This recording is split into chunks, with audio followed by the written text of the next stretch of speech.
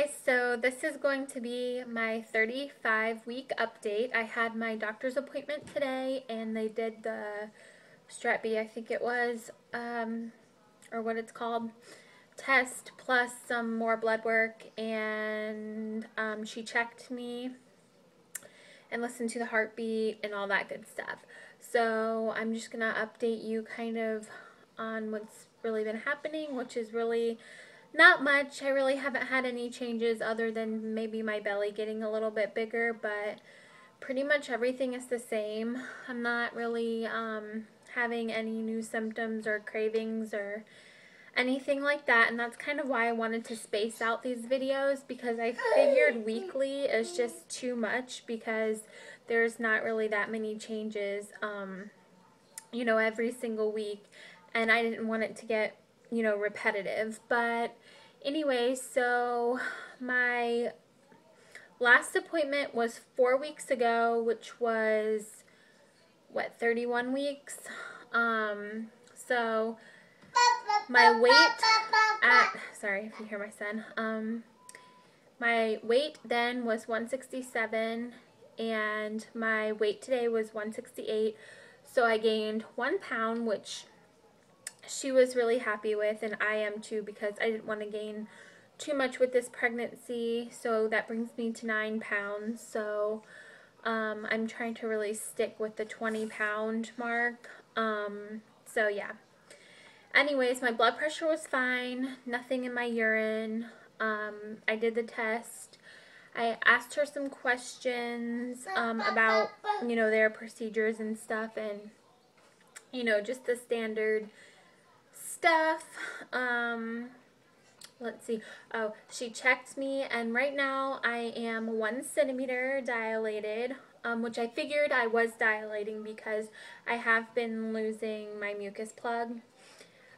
So I kind of figured that I was dilating, but when I had my son, they checked me at 36 weeks for the first time, and I was 4 centimeters then. So, and I didn't end up going into labor still by myself. I was induced at 38 weeks and 4 days due to my blood pressure. So that just goes to tell you that even though that you're dilated or dilating, it doesn't guarantee that you go into labor. So anyways, so I'm 1 centimeter at this point. She does think that since my babies are close, in age, they'll be 14 months apart on my due date. Well, 2 days from, well, not 2 days, 3 days from my due date, they'll be 14 months apart. So they're pretty close. So since my hips are still, or the birthing canal is still open from my son, it doesn't really have to stretch out and reopen, if that makes sense. So she does think that I'm going to go sooner if I go on my own. So I hope that makes sense. But the way that they do it here, my last doctor with my son, it was 39 weeks they were allowed to induce, which is standard, she said, because it's the same here. But there, it was 40 weeks. Once you reached 40 weeks, which is, your term, they set your induction date. And here, it's 41 and a half weeks. If at your 41-week appointment, everything is fine, like your blood pressure, fluid levels, because if you do make it to 41 weeks, they do an ultrasound at that appointment. So that's how it kind of works here. So if I make it to 41 weeks, which she doesn't think that I'm going to, but if I do, I'll have an ultrasound, and if everything is okay at that appointment, fluid level, blood pressure, then my induction date will be set up for a few a couple of days after that. And then if not, they send you straight to the hospital to be induced.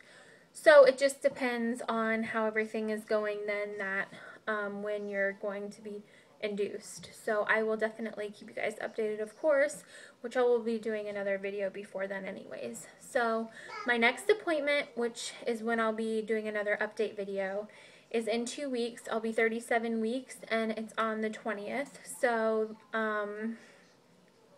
that's when I'll be updating again. I'm not sure if they'll check me again at that appointment. I think it's just going to be another, like a quickie routine appointment.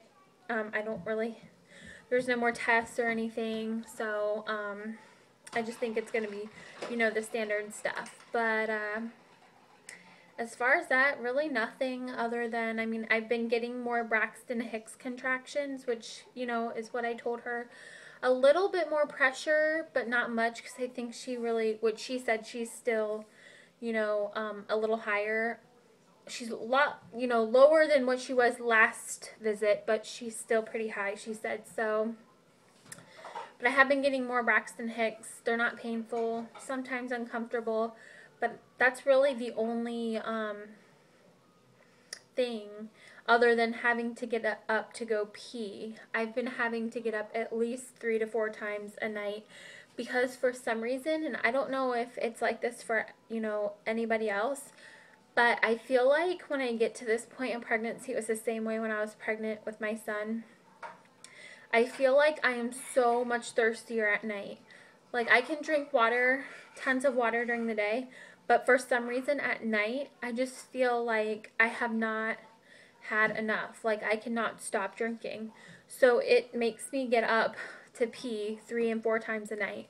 So the sleeping and the peeing kind of has been way off. I've been a lot more tired, but I've been trying to, catch naps with my son, at least one a day. So, but anyways, that's really it. So I will update you guys in 2 weeks. I'm going to show you my belly. Okay, that is my 35-week belly.